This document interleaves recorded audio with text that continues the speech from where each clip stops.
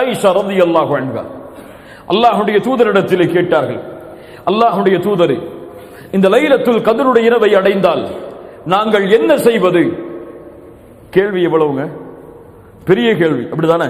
முழு இரவும் நாங்கள் என்ன அமல் செய்வது, எதை கொண்டு அதை வரவேற்பது, என்ன கூறுவது அந்த லைலத்துல் கத்ருடைய இரவை அடைந்தால்? அல்லாஹ்வுடைய தூதர் ஸல்லல்லாஹு அலைஹி வஸல்லம் சொல்லுங்கள், அவர்கள் சொன்னார்கள், அந்த லைலத்துல் கத்ருடைய இரவை அடைந்தால் ஆயிஷா அவர்களே இந்த துஆவை ஓதுங்கள். ஒரு பக்கத்திற்குள்ள துஆ அல்ல, ரெண்டு பக்கத்தை உள்ளடக்கக்கூடிய துஆ அல்ல, ஒரே வரியில் 3 வாக்கியங்களை கொண்ட துஆ. அல்லாஹும்ம இன்னக அஃபுவுன் துஹிப்புல் அஃப்வ ஃபஅஃபு அன்னி.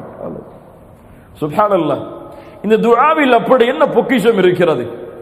இந்த துஆவை அல்லாஹ்வுடைய தூதர் இந்த இரவுக்கு ஓதுவதற்காக கூறிய காரணம் என்ன? எவ்வளவோ நீளமான துஆக்கள் இருக்கிறது, எவ்வளவோ அல்லாஹ்வை புகழக்கூடிய வார்த்தைகள் இருக்கிறது. அல்லாஹ்வுடைய தூதர் ஸல்லல்லாஹு அலைஹி வஸல்லம் இந்த வார்த்தையின் அமைப்பை ஆக்கியதன் காரணம் என்ன?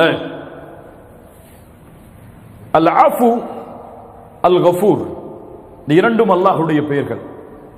ஆனால் இரண்டுக்கும் அர்த்தத்தை வெளிப்படையாக பார்த்தால் மன்னித்தல் என்று அர்த்தமாகும், மன்னிப்பவன் என்று பொருள்படும். அல்லாஹும்ம இன்னக அஃபு, அல்லாஹும்ம இன்னக கஃபூர். வெளிப்படையாக பார்த்தால் இரண்டும் ஒன்றுதான். ஆனால் அரபி மொழியின் விளக்கத்தோடு பார்த்தால் இரண்டும் ஒன்றல்ல. அல்லாஹுவை இன்னக கஃபூர் என்று கூறாமல் இன்னக அஃபூன் என்று அல்லாஹ்வுடைய தூதர் இந்த லைலத்துல் கத்ருடைய இரவில் கூறியதன் காரணம் என்னவென்றால், நல்ல கவனிங்க, கஃபூர் பாவங்களை மன்னிப்பவன். நாம் பாவம் செய்து அல்லாஹ்விடத்திலே பாவ மன்னிப்பை தேடினால் எம்முடைய புத்தகத்தில் பதியப்பட்ட அந்த பாவம் மன்னிக்கப்படும் இன்ஷா அல்லாஹ். ஆனால் அந்த பாவம் மறைக்கப்படாது, எடுக்கப்படாது அந்த புத்தகத்தில் இருந்து. அல்லாஹ் ரப்புல் ஆலமீன் நல்லவர்களை நாளை மறுமையில் விசாரணை செய்வான். இப்படி அல்லாஹ்வுடைய தூதர் ஸல்லல்லாஹு அலைஹி வஸல்லம் சொன்னார்கள், நாளை மறுமையில் அல்லாஹ்விற்கும் அடியானுக்கும் இடையே ஒரு திரை போடப்படும். அந்த திரைக்குள் அல்லாஹ்வும் அந்த அடியானும் இருப்பார்கள். அல்லாஹ் அந்த அடியானை நெருக்கமாக்குவான். நெருக்கமாக்கி கேட்பான், தஅரிஃபு தம்ப கதா, தஅரிஃபு தம்ப கதா, இந்த பாவம் உனக்கு தெரியுமா? இந்த பாவம் உனக்கு நினைவிருக்கிறதா? இந்த பாவத்தை நீ அறிவாயா என்று அல்லாஹ் ரப்புல் ஆலமீன் அவன் செய்த பாவம் அவனுக்கு நினைவை அல்லாஹ் ஏற்படுத்துவான். விசாரிக்க மாட்டான், நினைவை ஏற்படுத்துவான். அவன் சொல்லுவான், யா ரப்பி யா அரிஃப், யா ரப்பி யா அரிஃப், யா ரப்பி யா அரிஃப். அறிவேன் யா அல்லாஹ், அறிவேன் யா அல்லாஹ், அறிவேன் யா அல்லாஹ். மறைக்க முடியாது அல்லாஹ்விடத்தில். அல்லாஹ் ரப்புல் ஆலமீன் இடத்திலே அவனிடத்திலே அந்த பாவங்களை என்ன ஆரம்பித்தவுடன் அவன் எண்ணிக்கொள்ளுவான், அவ்வளவுதான் அழிந்தேன் நான். அல்லாஹ் என்னை பாவத்தை நினைவுபடுத்துகிறான், நான் அழிந்தேன், இதுவெல்லாம் மன்னிக்கப்பட்டு விட்டது நினைத்தேன், ஆனால் இப்போது நினைவு காட்டப்படுகிறது, எனக்கு தண்டனை தான் என்று அந்த அடியான் எண்ணும் பொழுது அல்லாஹ் அவனை நெருக்கமாக்கி சொல்லுவான், அடியானை கவலைப்படாதே, இன்னி சதர்துஹா அலைக ஃபித் துன்யா வ அன அக்ஃபிருஹா லக்கல் யௌம்.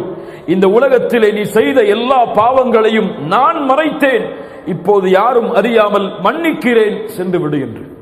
ஹிசாபை யஸீரா.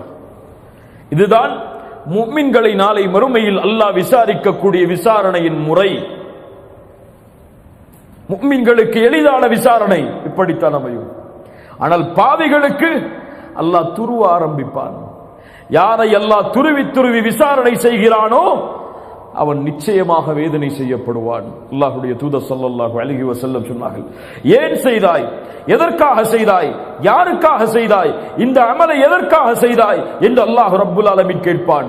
நாம் எல்லாம் அறிந்த நபிமொழிதான், மூவரை அல்லாஹ் ரப்புல் ஆலமீன் நாளை மறுமையில் விசாரணை செய்வான். ஒருவர் ஷஹீத், ஒருவர் குர்ஆனை ஓதுபவர், ஒருவர் அல்லாஹ்வுடைய பாதையில் செலவு செய்தவர். ஷஹீதை அழைத்து அல்லாஹ் என்ன கேட்பான், நீ செய்த பாவம் நினைவுக்கு இருக்கிறதா என்று கேட்பானா? அல்லாஹ் கொடுத்த அருட்கொடையை கொண்டு நீ என்ன செய்தாய்? அவர் என்ன சொல்லுவார்?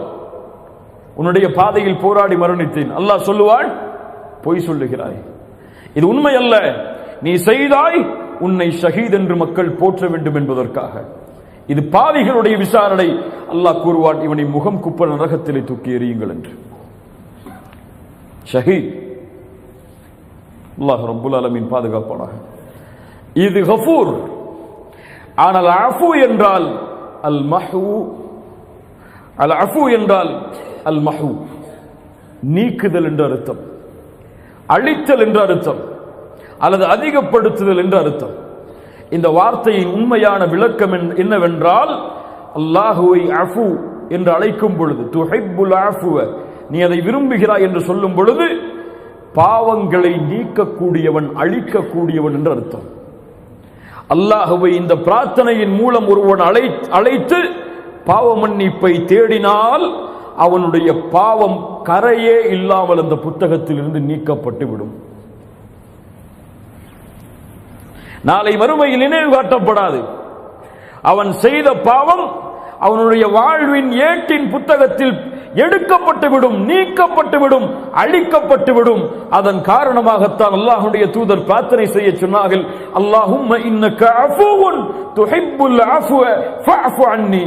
யா ரப், என் இறைவனே, நீ மன்னிக்க கூடியவன், பாவங்களை நீக்கக்கூடியவன், பாவங்களை அழிக்கக்கூடியவன். இந்த இரவில் அதை நீ விரும்புகிறாய். யா அல்லாஹ், எங்களை மன்னிக்க வேண்டும் என்பதை நீ விரும்புகிறாய்.